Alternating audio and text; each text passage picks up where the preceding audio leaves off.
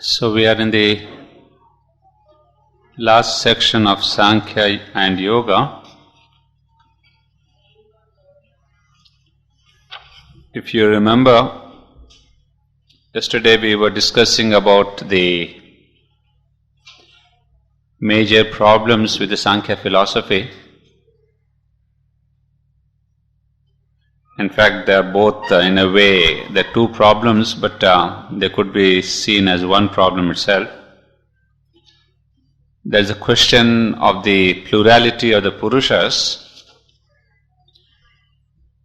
And in this paragraph, giving the reasons that Sankhya would give, Sri Aurobindo also concludes saying that here too we see that the multiplicity of souls is an inevitable conclusion from the data of the Sankhya analysis of existence.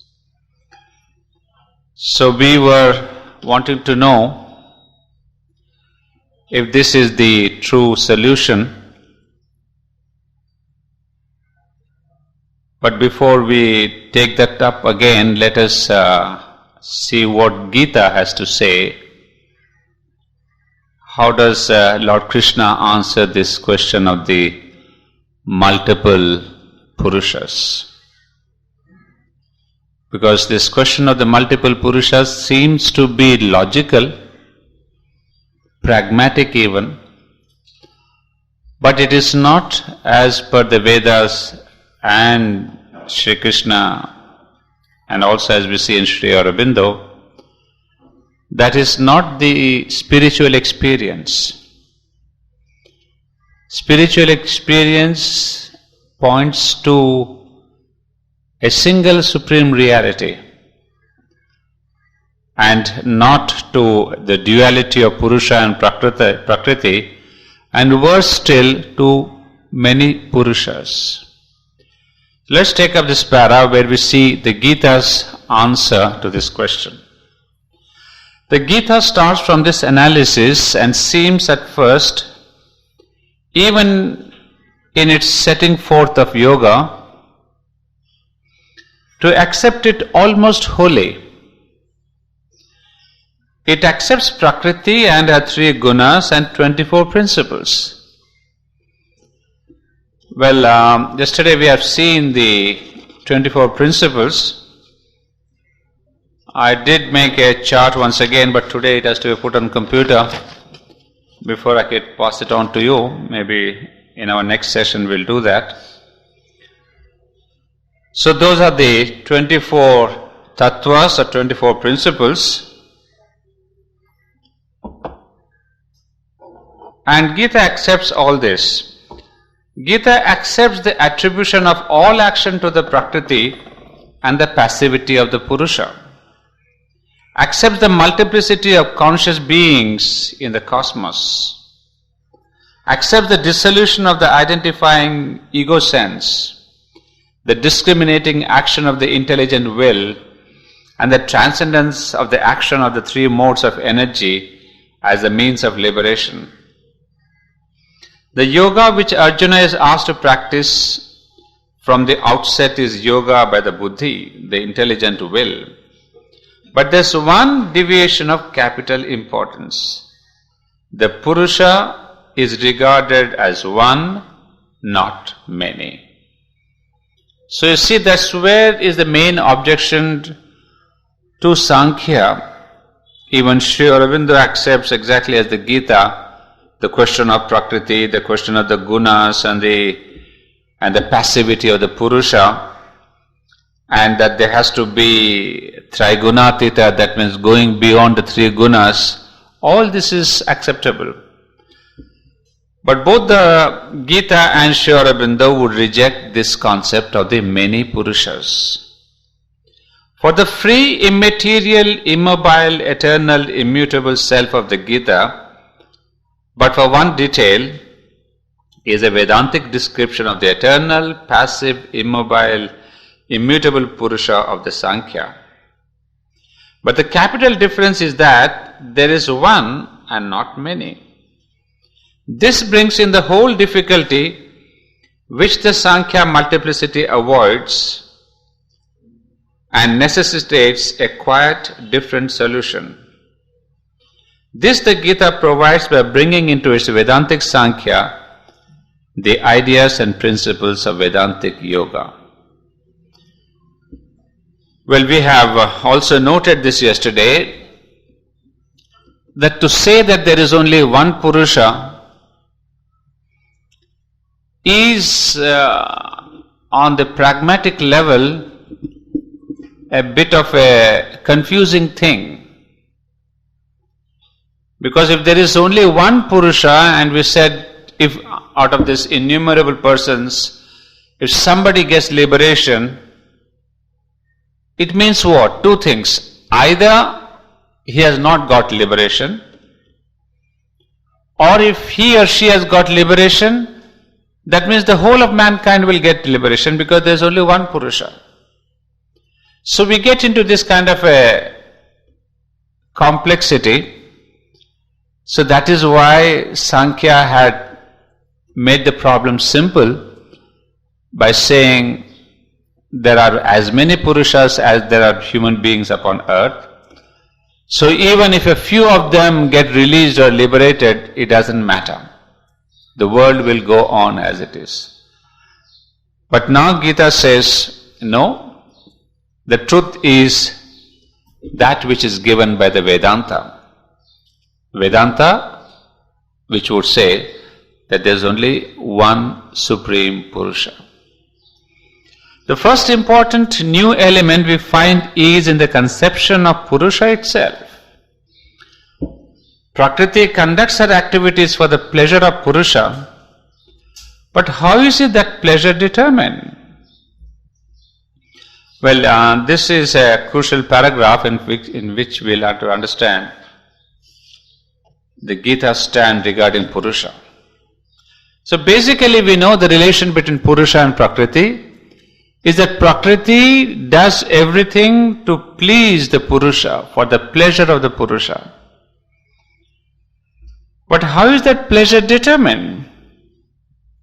In the strict Sankhya analysis, it can only be by a passive consent of the silent witness. So even before Prakriti can start dancing to the tune of Purusha, the Purusha wants to say, yes, you can start your display, you can start your dance, you can start your entertainment, whatever. The thing is, first there has got to be the consent. And once there is a consent, then the Prakriti starts the creation and the multiplicity and the problems and the solutions, the pains and the pleasures and the joys, and all that. Passively the witness consents to the action of the intelligent will and the ego sense. Passively he consents to the recoil of that will from the ego sense.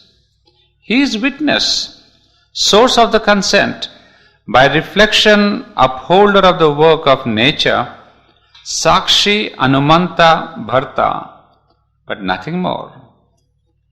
But the Purusha of the Gita is also the Lord of nature. He is Ishvara. Now comes the analysis. So till here we have already said many a time that the Sakshi Anumanta, one who gives Anumanta is sanction. So that witness who gives sanction to Prakriti to really entertain, to please, to do the activities of pleasure for the sake of the Purusha. So he gives a sanction to the intelligent will and the ego sense. We have seen this intelligent will is the buddhi. So what happens is like this.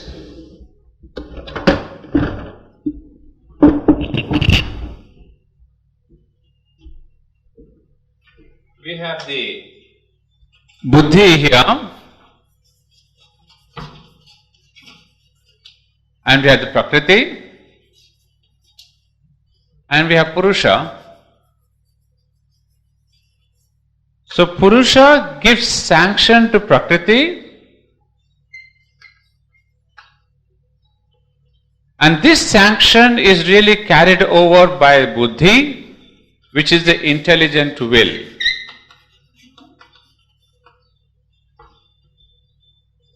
Now from this intelligent will, the sanction is carried over to ahankara, the ego, and from this ego it goes into the different levels of sattvic ego, the rajasic ego, and we have the tamasic. So we have seen that there are three types of egos again, the tamasic, rajasic and the sattvic. And from the sattvic ego, then we have all the manifestation in our individual lives. That means this Purusha, once it tells yes to Buddhi, then Buddhi says yes to Ahankara, and the Ahankara manifests itself in different ways. Whatever the variety of Ahankara it may be, the Sattvic or the Rajasic or the Tamasic. Now this is how the consent of the Purusha is carried over and carried on to the ego itself. So what happens is that whatever activities we do, they may be full of ego, still I feel confident that it is I who am doing, that there is the identification of the Purusha with my ego. So here whenever I do anything sattvic or rajasic or tamasic, I feel that I have the right to do. You see, I don't feel hesitant. Although it is my ego which is doing, I feel I am legitimate in doing this action, this desire, this wanting, this conquest, this writing, whatever we want to do. Because basically at the back of this, there is a sense of the consent by the Purusha. Because of that, we feel so very confident, what we call the self-confident. So how does this confidence come in? Because the self, the Purusha, itself has given the consent. So we say, I am self-confident. Because it's myself who has given me the consent. So this is how we go into this picture of the consent. So we get the question of that the passively he consents to the recoil of that will from the ego sense. Now in this reverse process, this is the consent given, but there could be a reverse process. That is, this rajasic ego or this ahankara or the ego sense, when it starts diminishing, or we say withdrawing,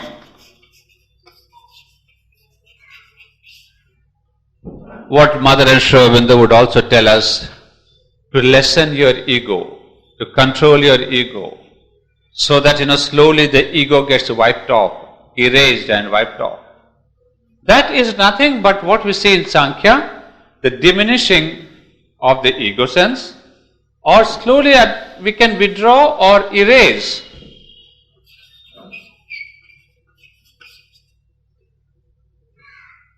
Erase or withdraw the ego, and the more we do that, what is happening?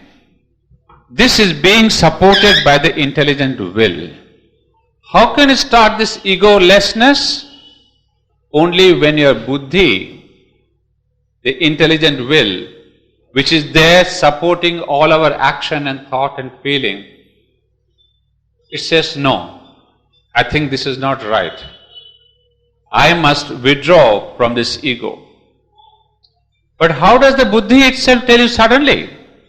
You see, you have lived 50 years enjoying your life and your position and your wealth and name and fame and everything. Suddenly, how is it that you get the sense of wanting to withdraw? Because, again at the back, the Purusha, he decides to withdraw. So the consent is given, but after a point the Purusha says, no, I withdraw my consent. But between the Purusha saying no and the real action, real effectivity of that sanction, it takes a lot of time. Because imagine all this, we have got to pull ourselves out of all this muck here. Because we have had deep roots of the tamas and the rajas and the sattva into matter, into life, into all these things. So even after the consent comes, then slowly the roots are pulled back, and then pulled back into the buddhi, and then pulled back into the prakriti, and then at a point of time you see, oh, I am Purusha, this is prakriti.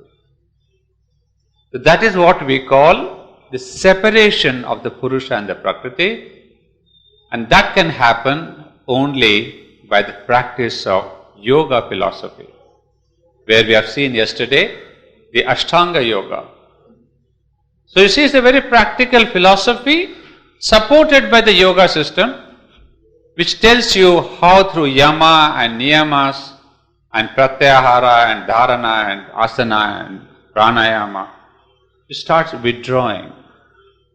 So one side you start withdrawing, there's a personal conscious effort at withdrawal, and at a point there is also the Purusha which says yes. But here perhaps we should add that even the decision that you take that you want to withdraw, it will not come to you and come to everyone. There is somewhere this central decision. In Sri Aurobindo and the mother, they would always say there is a central decision to realize the psychic being. There is a central decision to surrender to the divine. Unless there is this central decision, that means the decision of the psychic being, or in the Sankhya language, the decision of the Purusha, even the practice of yogasanas you cannot do. That's why we see millions and millions and billions of people leading a life happy and all that, enmeshed in the ahankara. They don't even bother that there is something called Purusha. Should I withdraw the consent? Should I really withdraw from these activities? The notion also doesn't come to them, obviously because there is no central idea. And also secondly, many of us, thousands of us have read this about Sankhya, have read Mother and Sri Aurobindo and all the analysis of integral yoga and psychology. But how many really take up really the practice of yoga? So you see, reading is not sufficient. There's got to be the inner decision. And that, when it comes, why it comes is a different matter. What in the mother we see the word, the call from within, the call from below, the call from inside. That's called the call. You have suddenly the aspiration. So until you have this aspiration, you cannot really start the withdrawal process. But what we are doing is only a theoretical knowledge, but on the practical level, how many can do, who can do, it depends on your yogic possibility. And here too, as I was saying, not everyone can take to yoga, because it also depends on the stage of the evolution of your psychic being. That is of great importance. That is why only few turn to yoga and sadhana. Many read about it, but only few turn, and then fewer still can, and fewer still achieve. That's because of the depending on the stage of the evolution of your own psychic being in its own eternal journey. So that also depends. You see, there are so many factors. So it's not that somebody says, "Look, I've read Sri Aurobindo Life Divine Synthesis in 1945 and 1955, and it's been 40 years have passed by, it's only now I've come back to the ashram, and somebody the other day was saying, I'm 78 years old, 50 years back I was in the ashram. Of course he has seen the mother and all that. But somehow he had the urge to go for music and dance and drama and theatre and all that. And he really got lost in the theatre of life. And now he's 78, he comes back and says, oh my God, look, 50 years have passed by. I didn't do anything about sadhana, but now I want to come back. You see, this is what it is. You may have seen the mother, you may have read all the synthesis, the Savitri 10 times, but still the inner call must be there. So let's not confuse with the saying that all of us who are reading Savitri and Life Divine, they're all purified and transformed and, onto the path of yoga. I'll tell you a little practical joke, sometime in maybe 7-8 years back, I was on a lecture tour in US, and of course it was a big tour of Europe and all that. So in one of the lectures, I gave a long talk on the Bhagavad Gita, of course based on this essays on the Gita. So after that we had a dinner, commonly the host calls the guest for a dinner, and somewhat a big dinner was arranged with friends and relatives. So they came and asked my wife that, it was such a beautiful lecture from Dr. Reddy on the Gita, and he's so knowledgeable and all that. And then he said, but I'm sure he must be a vegetarian, so we have prepared vegetarian food for him. So my wife, for a moment, she was in great hesitation herself, because I'm not a vegetarian. Well, I can take non-veg, but it's not a pure vegetarian. But the question was, this is the thing that because he has given talk on the Gita and Savitri and the Life Divine, he must be a vegetarian. It cannot be otherwise, So this is our old idea that, sadhana means vegetarian, sadhana means this, sadhana. We have got a whole prescription what to do and what not to do. But I told the host, you see, I am what I am. On the stage I can give you the best of talks on the Gita, but at my dining table I also need the best of food of veg and non-veg. So it doesn't matter to me. So I didn't want to be really, cast into that mold that a vegetarian, a Gita speaker must be a vegetarian. Because a lot of our Indian gurus, those who speak on your Astha channel, they say, hey, you're taken to spiritual life, you must be a vegetarian, don't do that, don't do this. But I think in our Sri Aurobindo's yoga, we don't have anything like that. It's a thing of your consciousness, you want to take it, you want to leave it, you want to be above it, don't be attached to it. There's so many several ways. So that's what I'm saying, that these are things that we need to really put behind, is purely depending on your consciousness. Now coming back to this withdrawal, so there's got to be always the inner decision for doing yoga, otherwise you cannot take it up. So that is where we see the question of that they witness Purusha withdrawing his consent. But the Purusha of the Gita is also the Lord of nature. He is Ishvara. If the operation of the intelligent will belongs to nature, the origination and power of the will proceed from the conscious soul. He is the Lord of nature.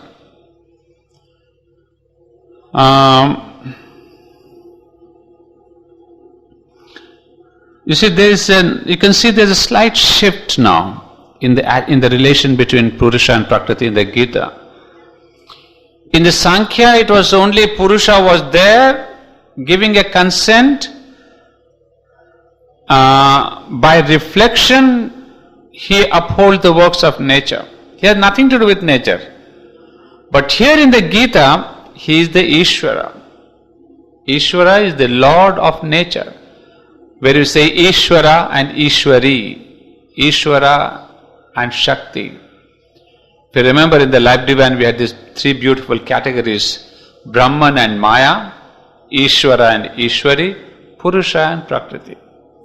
These are the three different levels of the manifestation of the divine and his Shakti. So at every level we have the Shakti aspect, Brahman with Maya, Ishvara, Ishwari. And he would say, beyond the Purusha and Prakriti is the Ishvara and Ishwari. Because this Ishvara, Ishwari is the link between the Brahman and Purusha. So that is why we call God Ishwar or Goddess Ishwari. Because it is this Ishvara who is the bridge, who takes the aspirations of mankind, gives it to the Brahman, and brings the blessings and the power and the consciousness of Brahman, transfers it to humankind. So therefore, Ishvara Ishwari is the closest to mankind's, people's hearts. We don't worship Purusha and Prakriti. We don't worship Brahman and Maya. So we worship only the Ishvara and the Ishwari because of this bridging aspect. So here that is why we say in the Gita, the Purusha is the Lord of nature, he is the Ishvara. And if the act of intelligence of the will is the act of Prakriti, the source and light of the intelligence are actively contributed by the Purusha. He is not only the witness, but the Lord and knower, master of knowledge and will, Jnata Ishvara. Now here we see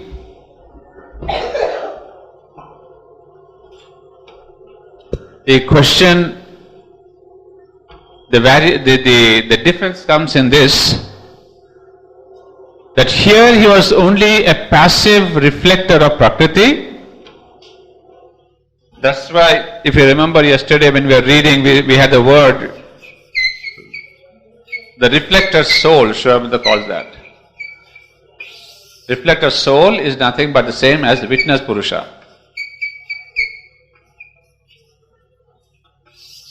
So this is Sankhya, where they say it is only the witness Purusha or the reflector soul. But then the Gita goes a step forward. It says, we have said in the Sankhya that the Prakriti comes to Buddhi, Buddhi comes to Akar, etc. And it's Prakriti which gives the energy. Prakriti is also another name for energy, force, etc. But then the linking point is simply this: Prakriti, energy, force of Purusha. The whole solution, the synthesis comes only by the single possessive of. Force and energy cannot be independent of the Purusha. You see, we say energy, still perhaps in the scientific language we can say energy, there is the solar energy, there is there's a lot of electrical energy and all that. But then especially when we say the word force, force has got to be belonging to some person, some consciousness. Force cannot be devoid of consciousness. And that's what we have seen in our eternal formula when we say Sat, Chit, Tapas, Ananda. So it is Chit, Tapas always go together. That is force and consciousness. So you see, this can never be separated. So the moment you say that the Prakriti is a force, then Gita says it's got to be force of Purusha. Because this is, Purusha is the consciousness. Remember we said the word Purusha is consciousness. So Prakriti is the force of consciousness Exactly, we come to the Vedantic formula, Chit Tapas. So the Gita uses the same formula, that it is a force of Chit. So there the Gita tells us that he is not only the witness but the Lord and knower, master of knowledge and will. He is the Jnata Ishvara. So he is not only supplying energy, but why and how nature goes about doing her works, apparently unconscious, apparently non-intelligent, apparently we don't know where it is going, but always behind it there is the consciousness of the Supreme Purusha. We may not see apparently so easily. We may see a wonderful, great amount of intelligence, we said yesterday. But even behind that intelligence, there is always the Sat. There is always the Purusha. There is always the Brahman. So Aurobindo tells us here, he is the supreme cause of the action of Prakriti, the supreme cause of its withdrawal from action. In the Sankhya analysis, Purusha and Prakriti in their dualism are the cause of the cosmos. In this synthetic Sankhya, Purusha by his Prakriti, please note the word, his is italics. That's where the entire difference comes in. That's what I said, Prakriti of, belonging to. That's why we have the word. Sankhya Purusha by his Prakriti is the cause of the cosmos. You see, now we have understood the way, the answer here. In Sankhya it is Purusha and Prakriti, they are separate. But in the Gita, in the Vedanta, in Aurobindo, it is Prakriti, Purusha by his Prakriti, or Prakriti of Purusha. So these are small differences apparently, but this is the entire difference. The moment you say Prakriti belongs to, Prakriti cannot be independent of. Because when we say the word Chit Tapas, consciousness and force. But consciousness and force also cannot exist per se. Because consciousness of somebody. You see, just as force is of consciousness, consciousness is of somebody. And that is Sat. That's why I always glorify this formula Sat, Chit, Tapas and Ananda. Lot of our philosophical problems are solved by the single formula, if you can go deep into that. I mean, I've seen many times we get stuck in an explanation, but take up this formula. It is that a grand formula which can really unite, I could say, lot of philosophical problems. You know, scientists are looking for a theory that can unite everything. I would say this is the theory, Sat, Chit, Tapas, Ananda. Look into that. You'll have all the uniting formula there. Well, now coming to the next para. But what of the one self immutable, immobile, eternally free, with which the Gita began? That is free from all change or involution in change, avikarya, unborn, unmanifested, the Brahman, yet it is that by which all this is extended. Therefore, it would seem that the principle of the Ishvara is in its being. If it is immobile, it is yet the cause and lord of all action and mobility. But how? And what of the multiplicity of conscious beings in the cosmos? They do not seem to be the Lord, but rather very much not the Lord, Anisha, for they are subject to the action of the three gunas and the delusion of the ego sense. And if, as the Gita seems to say, they are all the one self, how did this involution, subjection and delusion come about, or how is it explicable except by the pure passivity of the Purusha?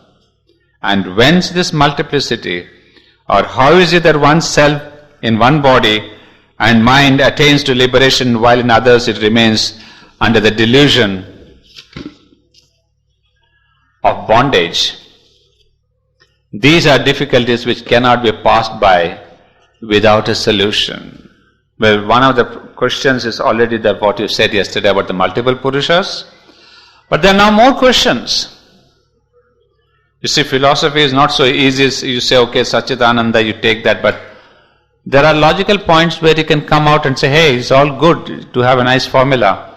But how do you explain that in this Supreme Purusha, we said, the Brahman is immobile, unchanging, which cannot be taken into parts.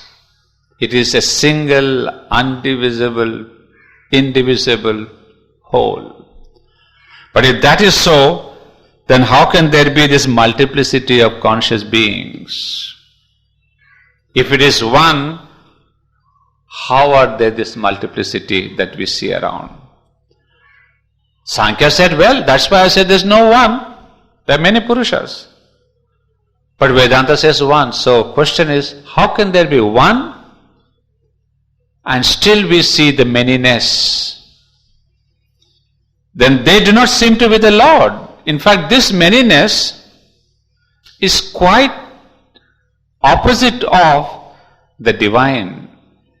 Look at our nature and look at the divine nature. We are non-divine, we are undivine, we are Anisha, not the Isha, not the Lord. And then not only that, we are subject to, as the Lord is beyond the egos and the gunas, but we are completely subject to the three gunas. So he says these are some of the questions that come about, and we have to answer this before going further. Now this is a para where we get the answers. But Sri Aurobindo would not give you question and answer. He gives you a total different angle of looking at things, in which we have to now, one by one, find out the answers.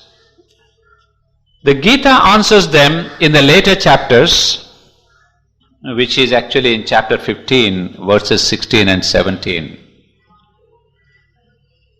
The Gita answers them in its later chapters by an analysis of Purusha and Prakriti, which brings in new elements very proper to a Vedantic yoga, but alien to the traditional Sankhya.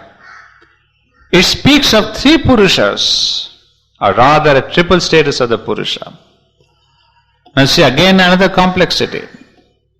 Sankhya said multiple Purushas, Vedanta says one Purusha, and Gita says three Purushas. I can imagine the non-philosophy students getting a little bogged down, that the Indian philosophers had nothing better to do or what? Keep on dividing the Purushas according to their whims and fancies.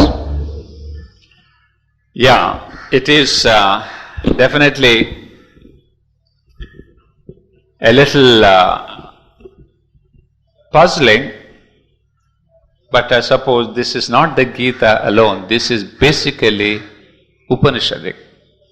So what we are going to see now is from the Upanishads.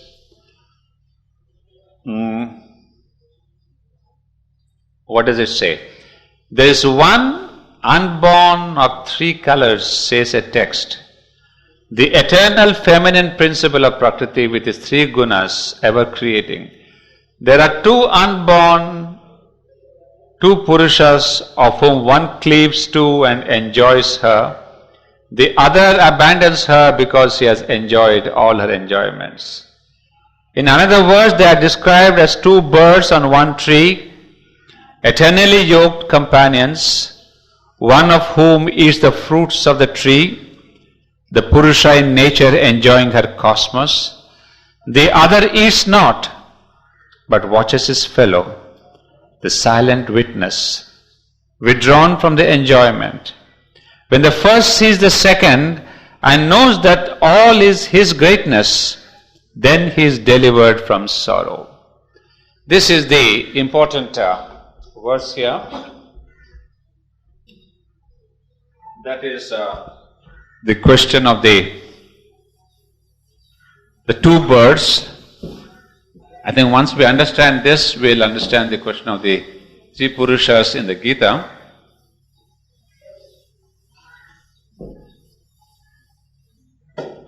Now here, in the Gita, we have this famous verse of the two birds. See, we have a tree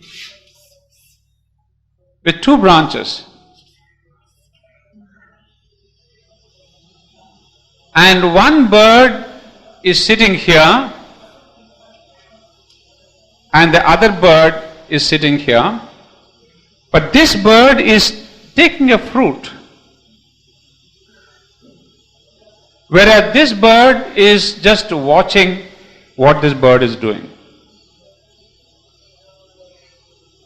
So this is called the lower bird, or maybe Shravamda calls here the first bird and the second bird. It's a very simple analogy, but it's very clear. So he says these are the birds, this one is watching this first one, and the first one is eating the fruit of the tree. And when the first bird looks up, he sees that the second bird is not even taking any fruit. And that is where he says that one of the birds is silent. No. In another word, they are described as two birds on one tree, eternally yoked companions, one of whom eats the fruits of the tree, the Purusha in nature enjoying her cosmos. So this is one Purusha.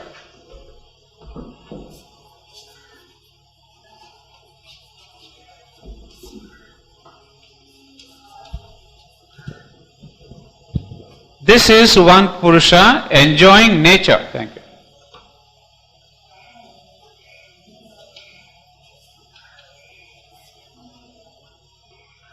The word is enjoying. Enjoying nature. And the second one, he says, the other one eats not but watches his fellow, the silent witness withdrawn from the enjoyment. So he is what we said, the witness bird.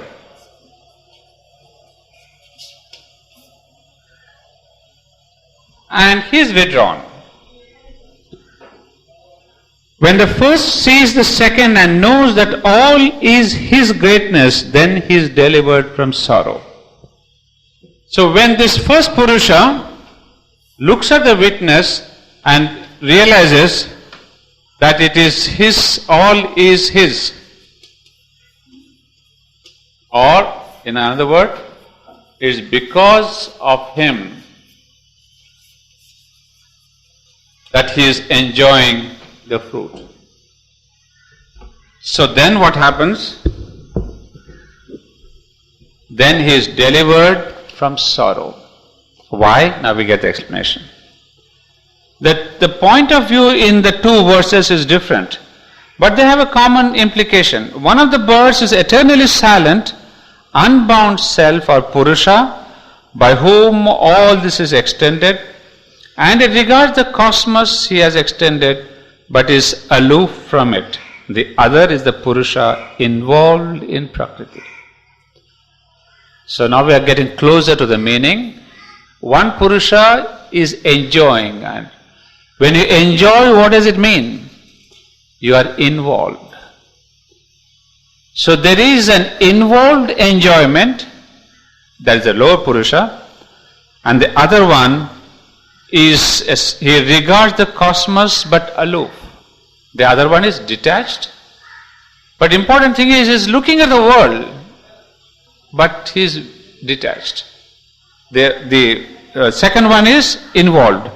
The first verse indicates that the two are the same, represent different states bound and liberated of the same conscious being. For the second, unborn has descended into the enjoyment of nature and withdrawn from her.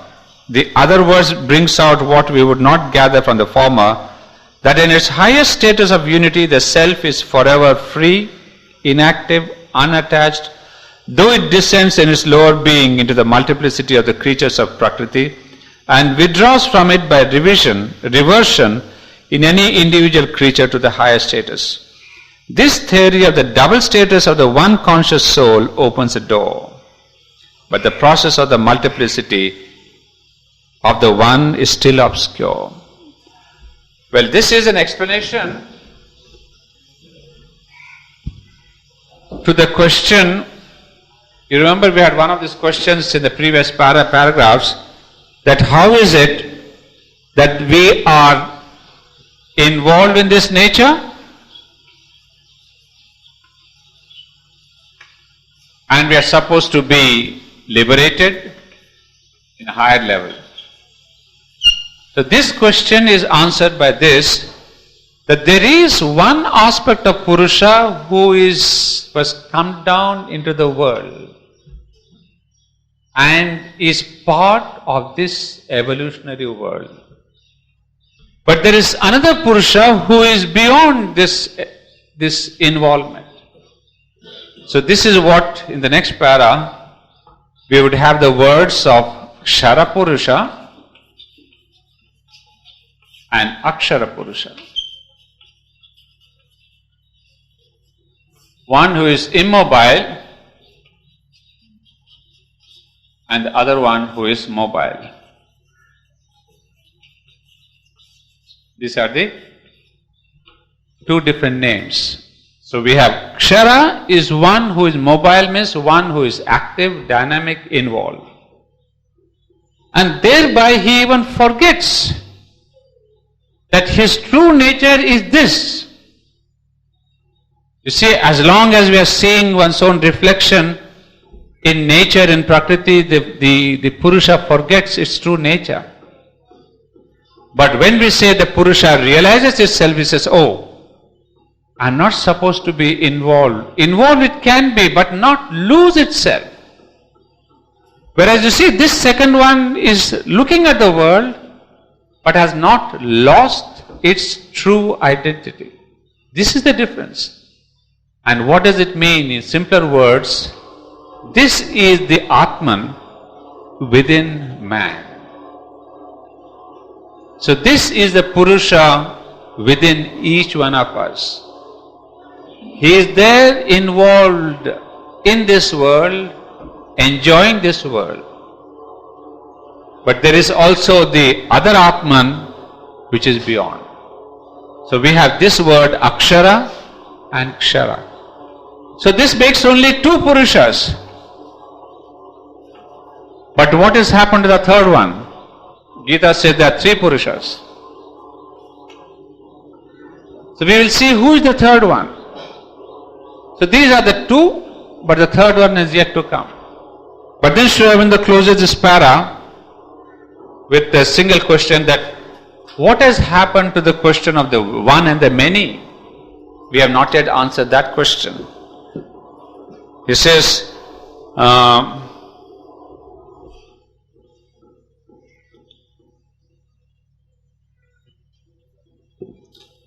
we have,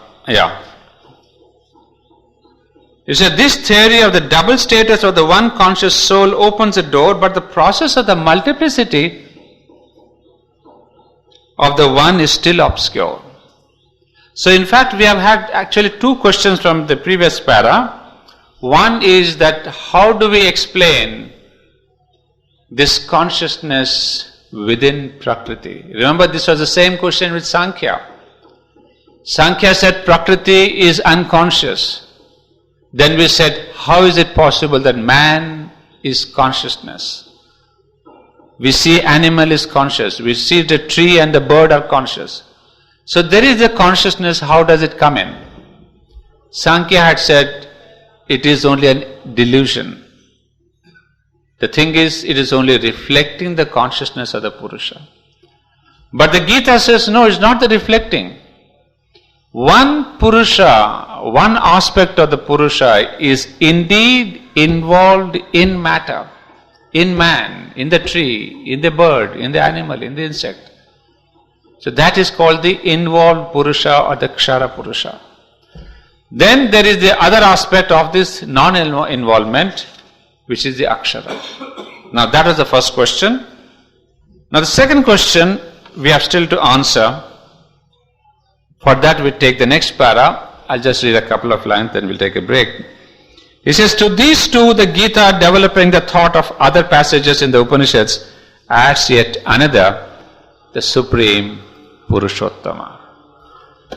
This is the continuation of the same analysis, Kshara, Akshara, and the third one is called the Purushottama. Or the word is Uttama Purusha. Uttama plus Purusha, it becomes now Purushottama. So this is the third. Now in this analogy, where does the third Purusha come in? We have two branches, we have two Purushas. But there is no third bird here. So how does Gita bring in the sense of the Uttama Purusha? Is there a third one up here somewhere? As the first, second and the third here. So is Purusha, Purushottama, somebody who is on a different level, watching these two birds? Well, we'll see that after this short break. We can take a break now.